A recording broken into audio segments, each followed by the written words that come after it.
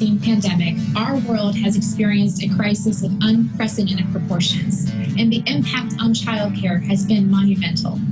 More than half of the childcare facilities have closed. Classrooms can serve fewer half of the number of children they once served. Programs have lost about 75% of their staff, and there is concern that many childcare facilities may not ever reopen. It is clear that state and local governments are struggling to balance families' childcare needs among all the other issues that have arisen. But even before this crisis, almost half of the children in our community entering kindergarten were deemed not ready. At United Way Suncoast, we realize that what has been done in the past has not been enough. We understand that bold moves are necessary, and we've adapted. With the restructuring of our community investments, we streamlined to support programs with the highest performance or potential. This was done through a specific research-based framework that includes critical factors that prevent children from being ready for kindergarten. These barriers include things like unidentified vision or hearing impairments, asthma and nutritional needs, all while taking into account their languages and their cultures. Recognizing that young children spend the majority of their waking hours in childcare, we remain committed to supporting key childcare programs with long and successful histories of serving their community. These are located in Tampa Heights, Wimauma, South St. Petersburg, and Seminole Heights. These are all ethnically, racially, culturally, and linguistically aligned with the families they serve. We also support programs providing parent support, addressing health and nutritional barriers, supporting kinship or informal care providers other than parents, again, with a focus on cultural consonance. In addition to financial support, United Way Suncoast has begun hosting what we call learning communities, which are forums where we bring together all the program leads to share and bring awareness to key issues like inclusion, diversity, and equity, and trauma-informed care. It is also so important that we are bringing these programs together to coordinate services and identify needs, thereby acting as a backbone, providing resources that will bring about true community change. For our youngest children, through our Talk With Me Baby initiative, United Way Suncoast focuses on language development that starts at birth. We have forged hundreds of partnerships throughout the region, including more than 150 organizations, including healthcare providers like Daycare and St. Joseph's, programs serving homeless families, migrant farm worker families, or teen parents, and Read Strong Pinellas. All these connections aim to amplify the message and have equipped our community with more than 15,000 Talk With Me Baby resources to date. This program has boldly supported thousands of families in early literacy. Lastly, we know that children need continued quality support throughout their school years to realize their full potential. For this reason, United Way Suncoast is taking on our tutoring programs to the next level, with an emphasis on providing highly expert training to our year-round education staff and volunteer tutors. This initiative will teach trainees to identify and address each child's gaps in reading skills and also match each child with the tutor who can best address their needs. It's made possible through partnering with a successful St. Petersburg College professor who has been helping students improve their reading skills over the summer for the past 9 years. It cannot be overstated that this initiative is changing lives, and we are excited to further this work. All in all, thank you. We are not in this alone. United Way Suncoast is able to make a lasting difference in our community in early learning because we work together with strategic partners who share our vision, like you. Like you. Like you. Thank you for joining us.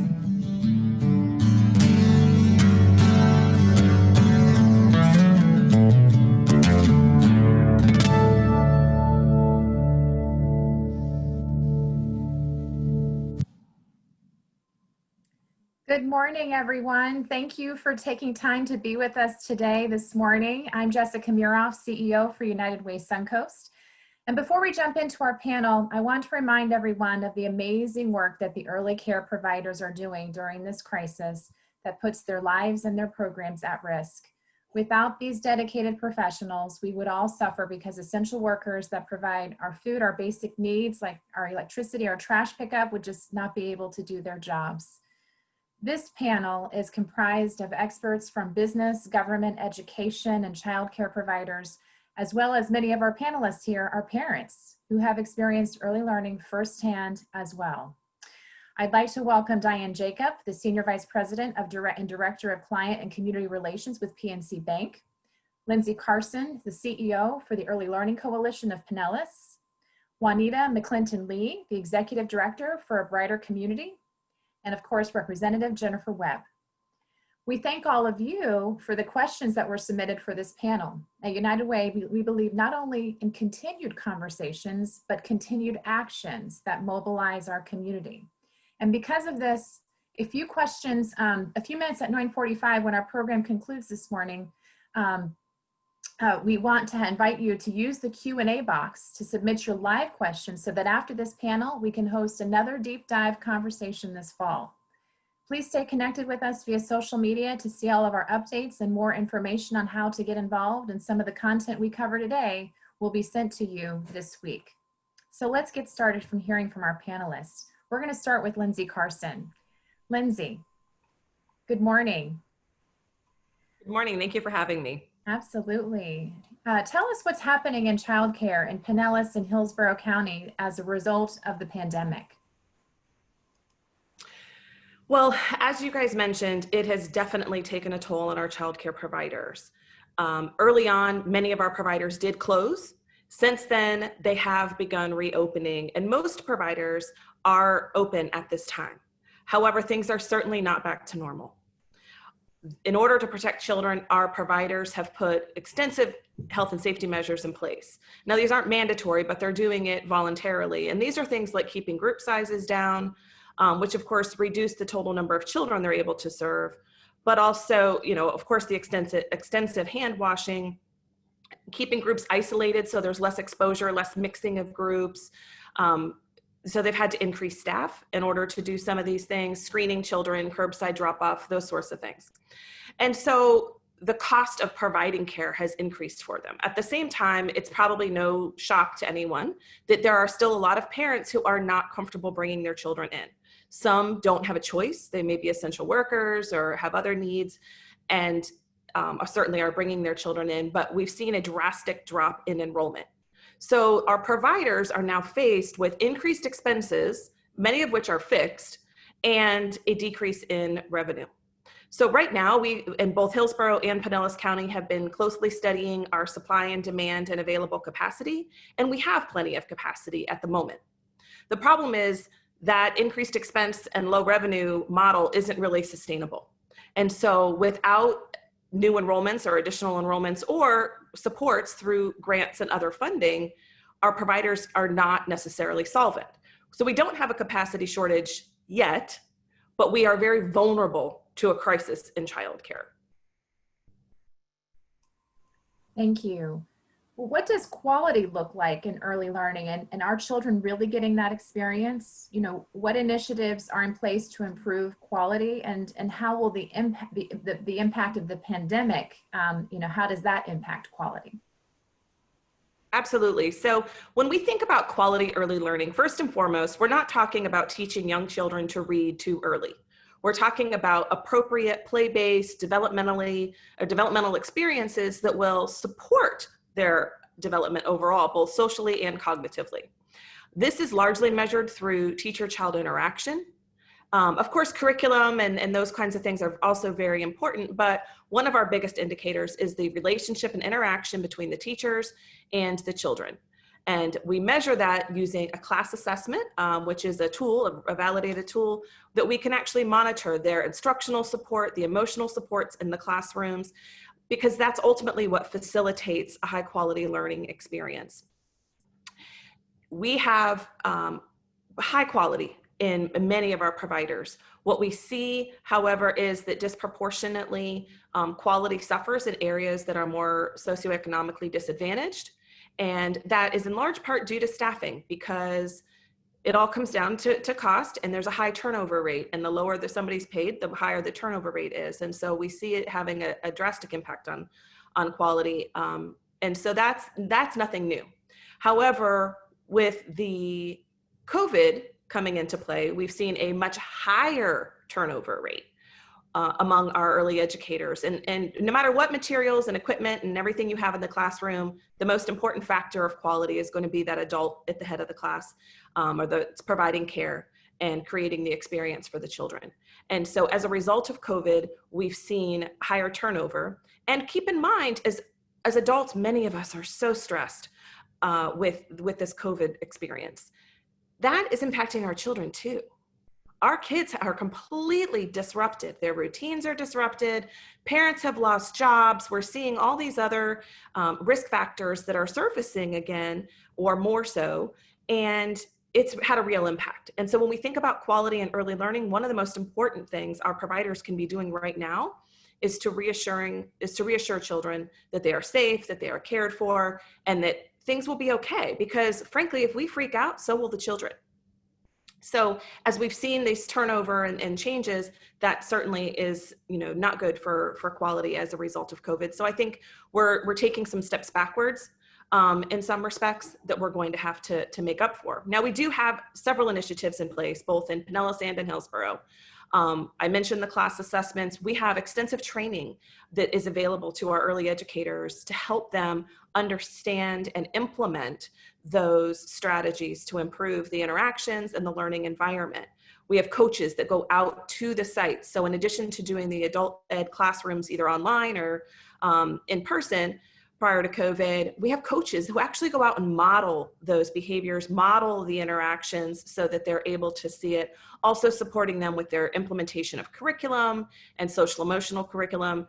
We have those supports available to them. Now, we need more, quite frankly, in terms, because the most effective way for us to change practice is through that coaching and modeling, not just the training piece of it. We also have initiatives to support authentic child assessment so we can see where children are, how they're progressing, and how we can adapt our lesson plans and curriculum to meet their individual needs. Again, I know Hillsborough does similar work to Pinellas County on that front. And so we are starting to make some real progress when it comes to quality, but we still have a long way to go. Our early educators make, on average, half of what a kindergarten teacher makes in the public schools. So when you think about recruiting and retaining highly qualified staff, knowing that that is, the most critical factor, it's very difficult when they don't get benefits. They've been working, many of them have been working since March, April, May. They haven't been off this whole time. They've continued to persevere and work through this crisis. But it is difficult when the dollars aren't there. Thank you, Lindsay. I really appreciate all of the work that you're doing. Now to shift into one of our providers, Juanita, I would like to welcome you. Thank you for having me today, Jessica. Of course. Tell us a little bit about how you came to work in childcare and about the childcare center that you direct. So I came into the center because I was just like some of those parents in that video, No Small Matter. Being a single parent of a 3-year-old, it tore me down as I struggled from day to day, wondering how I would make ends meet. Along the journey, I came across a preschool called A Brighter Community, and it was just that, a brighter community. And for me, I saw light at the end of the tunnel. The love, dedication, and support that my daughter and I received from A Brighter Community was remarkable. I was able to start my career, and she was able to start advancing in her early education. So now that I'm in that position to give back, I do just that. I am dedicated to helping children advance in their early education, as well as helping our parents become self-sufficient and career-oriented through guidance and support.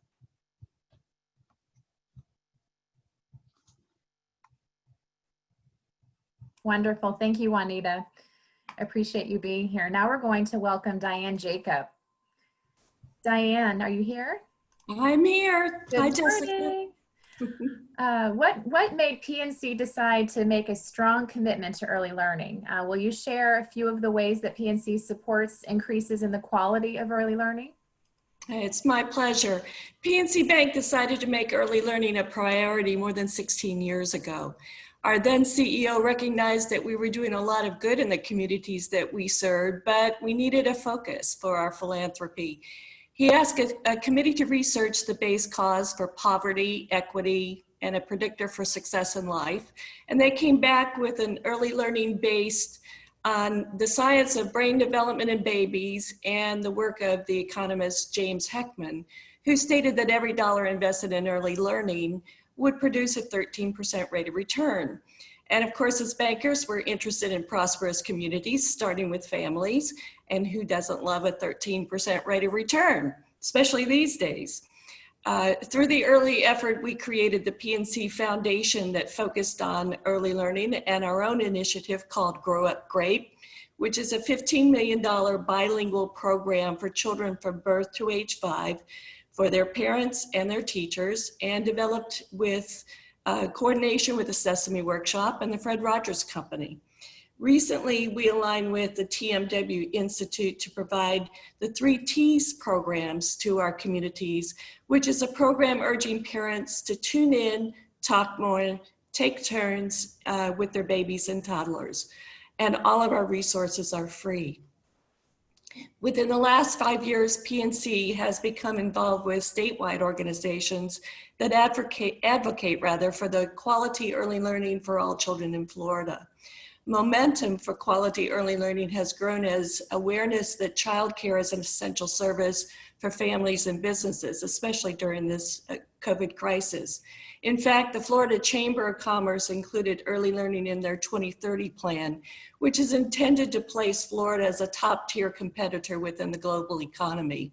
They recognize that the first step to develop a talent pipeline requires that all children in Florida must test kindergarten ready by the year 2030 in order to meet the workforce demands that will be required by Florida businesses.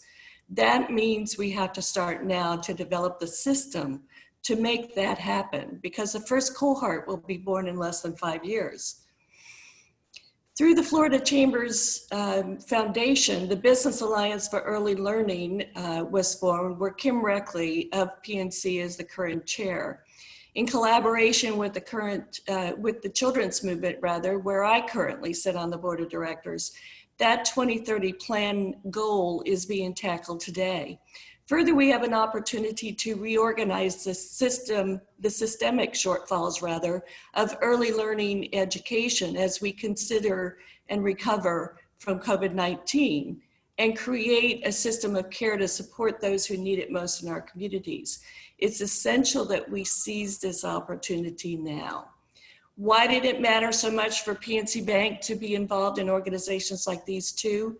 In addition to our goal to elevate communities, it's important because the workforce of tomorrow is being born every day.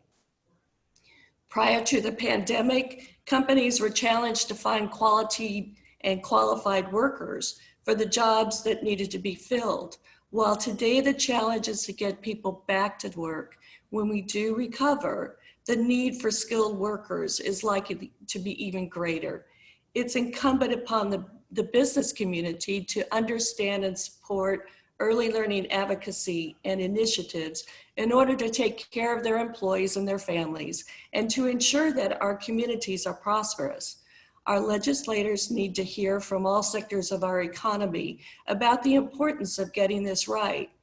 The end result is that our workforce, and thus Florida families, will be in better shape for generations. One last point. When it comes to early learning, we know that quality is as important as access, and that low and moderate income families and minority families struggle to find affordable quality early learning for their children. Recently, United Way has placed added value and awareness around the need for access for those who need it most during this pandemic, and has supported organizations that provide childcare services to essential workers during the last 5 months. Because most childcare centers are small businesses, added financial burdens caused by limited class size and sanitizing needs for the duration of COVID-19 make it difficult to make ends meet, and some will not survive, as our previous speakers have noted. Organizations like those supported by United Way Suncoast have had the ability to pivot their services to fill the access gap during this crisis, and they may be part of a permanent solution to getting back to the workplace. We are proud to be a partner with United Way Suncoast, in part because of their efforts alignment with PNC's values and for the greater emphasis that they have placed on early learning. A few examples of what they are doing is a redesign of their early learning investments to work more closely with their partners in identified neighborhoods with a focus on the ALICE population. Through learning communities, they are level setting key competencies for all their strategic investment partners and themselves, particularly through diversity, inclusion, and equity, and trauma-informed care. To develop their internal programs, they identified those areas that complement and are synergistic with funders' focus areas such as Talk With Me Baby, and which shines a spotlight on early language development during birth, starting at birth rather, and impacting every area of a child's development. Florida needs to take a hard look at systemic change to provide quality early learning program for all children and their families in order to give everyone an opportunity for health, wellness, and happiness, and to remain competitive in the global economy. Thank you for listening, and I'll turn it back to Jessica. Thank you, Diane. It is very, very just reassuring that our business community steps up in such big ways on important issues like this. And so thank you to PNC for all that you do to remain committed to something that is just so crucially important to our future. Next, we'd like to shift things over and welcome Representative Jennifer Webb. Thank you for being with us this morning. Thanks for having me, Jessica. I'm really happy to join this amazing panel, and I've learned so much already. So I'm excited to continue the conversation. Wonderful. Well, and thinking about the 2021 Florida legislative session, what are the possible or likely policy priorities, and who are the Florida House and Senate members who may lead on studying the benefits cliff issues? So I think, in bringing this back to the film and in light of COVID-19, I think what we've seen is kind of a reframing of what the benefits cliff is. So traditionally we think of, losing subsidies for childcare, food, like food stamps, housing vouchers, other things like that. But now it's also having to go back and pay for your mortgage or rent after 5 months of having a moratorium when you don't have the money to actually pay for it. It looks like making sure that we have that, well, utility vouchers has always been part of that conversation, but really looking at the structure, it also looks like wages. What will our wages look like coming out of this economic crisis? And so I'm really grateful that the United Way has been thinking through these issues all along since the crisis began, and that y'all, I guess, expanded your priorities to look at the benefit cliffs in order to stabilize families' finances. I think that's incredibly important. And so some of the allies that you have in the legislature are Speaker Designate Elect Renner. He has already been very forthright in his desire to really have an impact on families' financial stability. And I think that gives me chills when I say it, because in the time that I've been watching the legislature, I haven't been aware of a speaker or a Senate president who has had that as their top priority and has been so willing to share that with other people and really preparing for it. And part of the preparation for his term as speaker have been bills introduced by, Representative Lupus that I co-sponsored, which studied the benefit cliffs and looked at all of the state agencies to see where we're actually a helping hand to families and where we've not been doing our part as the state. And I think that especially right now is an essential bill, and I hope to see that move this coming session.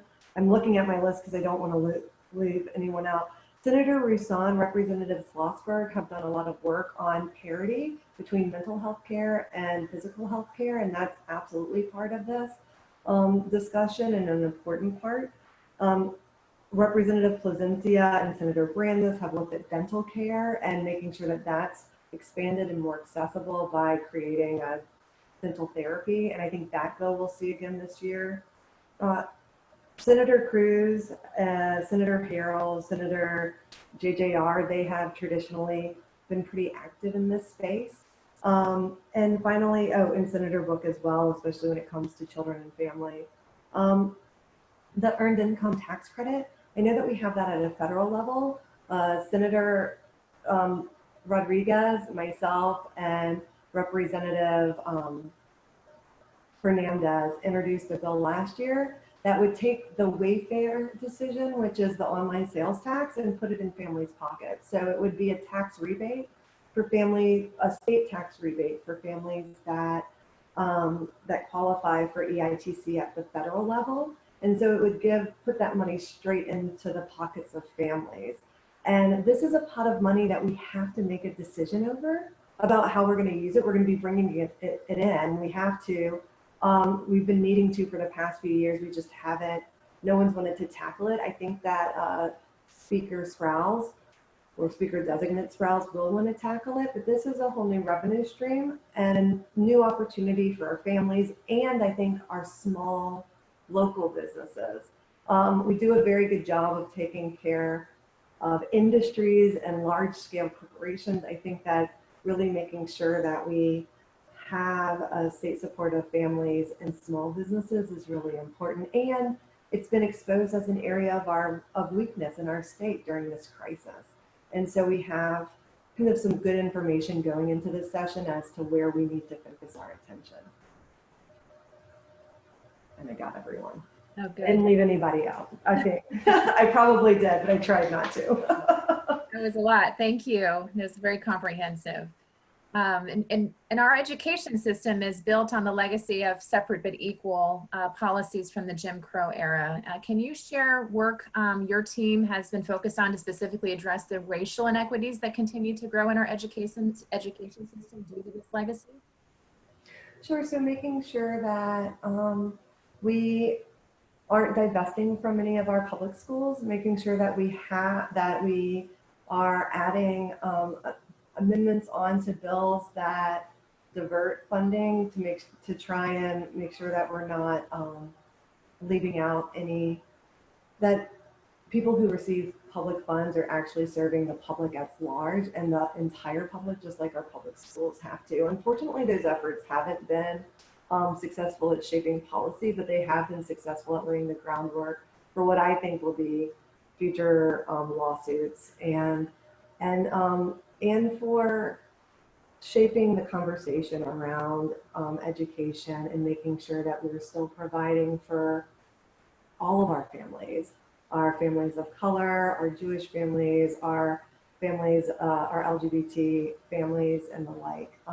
And that is something that I'm adamant that our state money serves the broadest public possible. And so I think we've done a very good job of highlighting when the legislature fails to do that. Thank you, Representative Webb. We have a little bit of time before we do our wrap up, and I'm just looking at the questions that have been in the chat over here. But and anyone can answer this.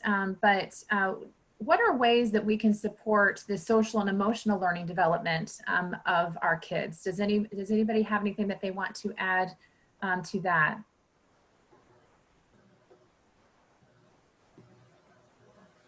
Thank you, Lindsay. I certainly can, but before I do, I just wanted to offer, Juanita, you are on the front line, so if you wanted to address that, I wanted to give you that space. Lindsay. Yes, so social and emotional skills. For us, the way that we address it is we continue to try to engage our kids, especially with the interactions between their families, important members that make that impact in their lives, to make sure that they are gaining those social skills that they need in order to be successful in their education. Because as we all know, there are a whole lot of skills that our kids need in order to be successful as they transition from the preschool setting to the elementary setting. So making sure that we bridge that gap and continue to provide that service and direction for parents now to do it on their own at home is very important. Thank you, Juanita. Lindsay, could you expand on ways maybe the crisis that we're facing now, what impacts that might have, and ways that to mitigate and still invest in that social and emotional development of our kids? Absolutely. So one of the conversations we've been having locally is what are we going to see as children continue to come back? And what we oftentimes will hear are, these kids have been out of care, they don't have routine, look, now they're acting out, you know, nobody took care of them, nobody kept them in line while they were out. When in reality, that's not the case necessarily. Certainly it's possible their routines have changed and, you know, that disrupts their behaviors. But what we see is, just like we've all been stressed and had a lot of anxiety through this whole experience, so have our children. And so if we want to support good, solid social emotional development, we have to recognize the role that trauma plays in that. And I know that United Way has got some initiatives in that. We've been talking about the need for early childhood mental health consultation, where you have a counselor who works in partnership with the preschool teachers along with the parents to address the needs of those children. I think the biggest takeaway, if you take away nothing else from this extraordinary video and conversation, is that when children are acting out, it is not because they are bad, and it is not a failure of parenting necessarily. It is most definitely and very frequently a result of a trauma or the inability to process emotions. So on a very basic level, as parents and caregivers and grandparents, helping children identify their emotions so that when they start acting out and they're frustrated because they've been quarantined and they've got a little cabin fever and they start jumping on the couch, understanding that some of those reactions they're having, some of the meltdowns they're having, are not coming from a place of disobedience. It's coming from a place of frustration and the inability to process. We all know adults who don't know how to process their emotions and sometimes have a tantrum. Imagine now being a 2-year-old. Of course, they don't have the skills. So we can teach those skills to them by actively identifying those feelings, those emotions, and teaching them strategies on, you know what, I do feel angry right now. What can I do when I'm angry?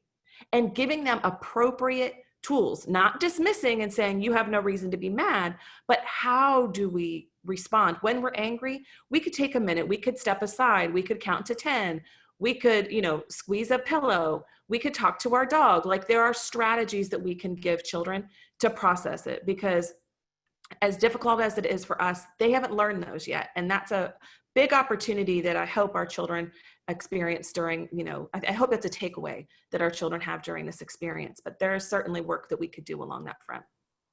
Well said, Lindsay, well said. So just as we're beginning to wrap up, are there any, you know, as it relates to the documentary No Small Matter and early learning as a whole, are there any final thoughts that you would like to share with our audience this morning? Let's see, Diane, would you like to start? Sure. I'll say this about being a business advocate for early childhood education. It's a difficult process for business to get their heads around, mostly because there is a lot of effort being placed by businesses into the K-12 or VPK-12 system, because it is a system. And for that reason, there's a lot of different ways that companies can adopt a school or become part of the education foundation or other means. And those are all very, very important things. On the other hand, when it comes to early learning, especially from birth to 3, where there is mostly the care of parents and teachers, early childhood education teachers, it becomes a much more invasive means to make sure that that information is given to parents. And as a result, there really is not a system of care for especially that youngest age group. And the sooner we can recognize in this country that that's essential in order to make sure that kids have the proper start and can have success in school and life. We know 85% of the brain develops in those first 3 years, and we're ignoring it. So as an advocate, I'll talk all day long about the need for business to get behind that effort and for us to create a system of care from birth to 3. Thank you, Diane. Thank you. Representative Webb, would you like to share any thoughts? Sure. In speaking of the importance of early learning, and like Diane said, 85% of the brain is developed. In the movie, we saw that 17% of our graduating seniors don't qualify for the military, which is from the from their own perspective, like not an overly difficult or arduous bar to jump over, that should be the baseline. I think that, we absolutely need to, now's the time to get serious on early learning. And now's the time to speak it in a myriad of ways. If you're an ethical thinker, talking about it through the ethic of taking care of our littlest learners. If you're a numbers person, talking about the return on investment and how much money is saved by not, by investing early, in terms of, they were talking about, our questioners were asking about ACEs and adverse child effects and all of this. Early learning, that 0 through 3, making sure that there's a positive adult who is not only guiding the child, but also being a positive influence in the family. That's what people like Juanita do day in and day out, and supporting those individuals. I don't know about you, but I was like heartbroken when, what was her name, Miss Jessica, like showed up in the bar because she had to bartend in order to also continue to teach and do what she was loved, because she was clearly so skilled.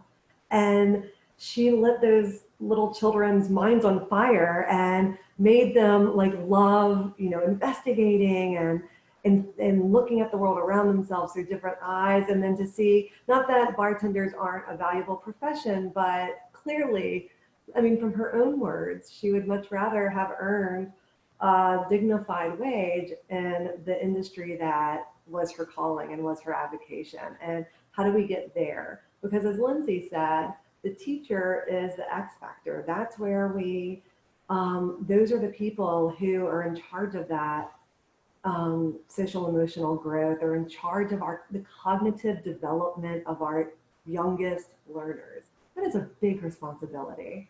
And we are not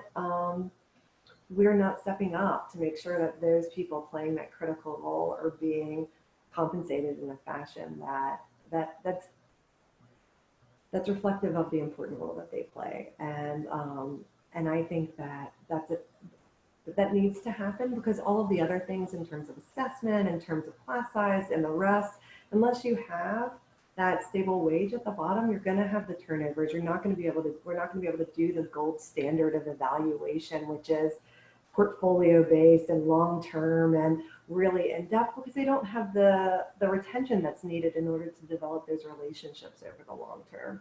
And so where do we find that money? How do we come together to support that period? And looking at it from, evidence-based approach, or almost like a science experiment. If we invest for 5 years, like double our investment in early learning, what will the return be on the back end when we see a reduction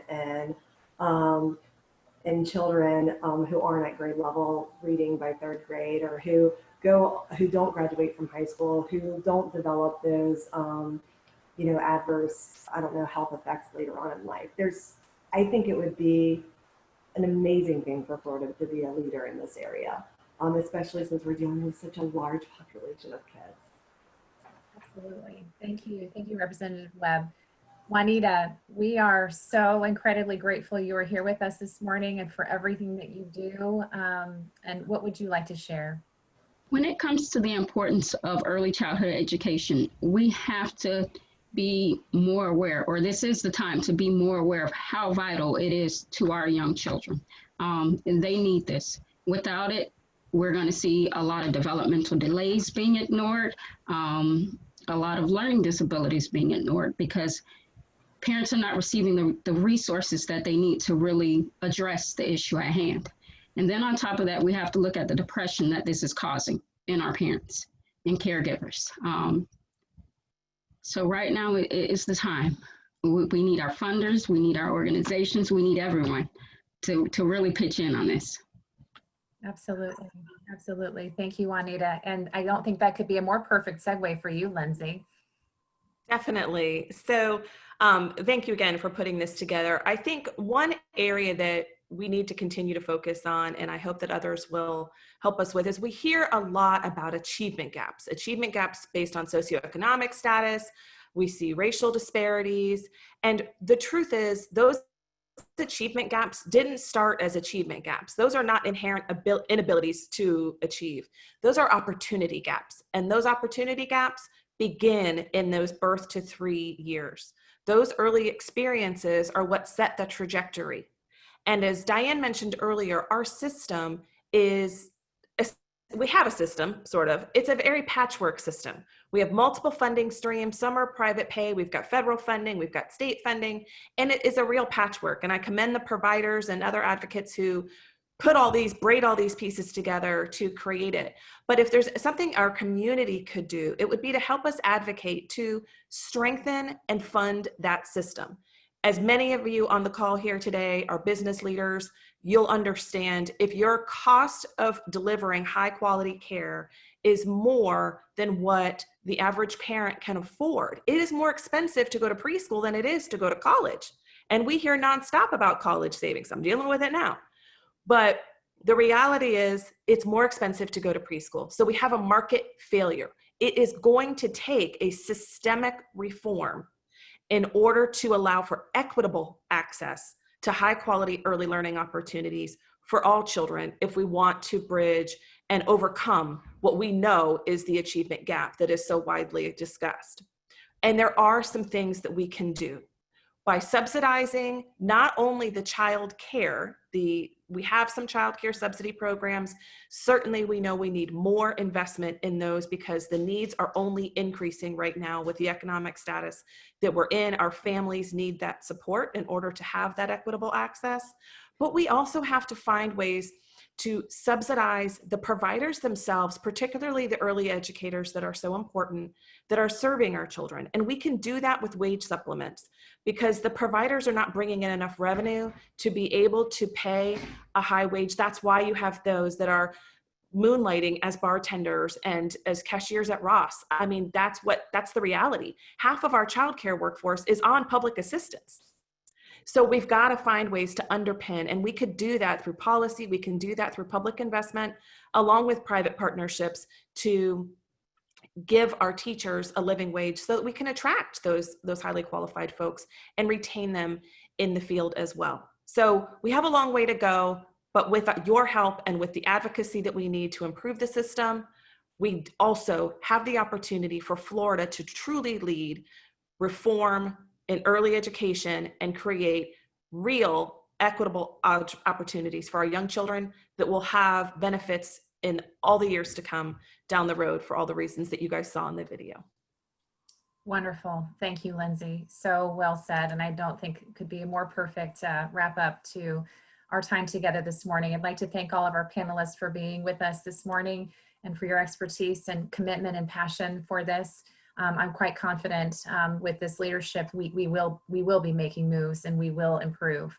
I also want to note that our questions that you all have put into our chat here, we are going to be addressing these, and thank you for the comments that you have provided here. We will follow up on those, and there will be opportunity to do so to give you more information, especially around the topics that you've brought up. I also want to thank Women United, our women's leadership organization, which focuses on advocacy, philanthropy, and volunteerism, who helped organize this event this morning, and their leaders, Sarah Nichols and Amy McGuire, and our other key leadership societies, our Young Leaders Society, and our Alexis de Tocqueville Society, which are guiding our volunteers, advocates, and supporters for the work we have the opportunity to do for this great and wonderful community. We are deeply, deeply committed to this. We are going to be sending out a survey at the conclusion of this event to give you all an opportunity to provide us with feedback or with further, if you weren't able to put a question in the chat, for further information that you might want or need. But lastly, we are just so glad that you joined us for this deep dive conversation this morning and for your continued support of United Way. I hope that you will join us in the future as a volunteer, reading with children or giving a meaningful gift to support our early learning community. We definitely have a lot of opportunities for you to participate in this journey with us. Thank you everyone for joining us. Have a wonderful day and weekend, and please be well. Thank you everyone.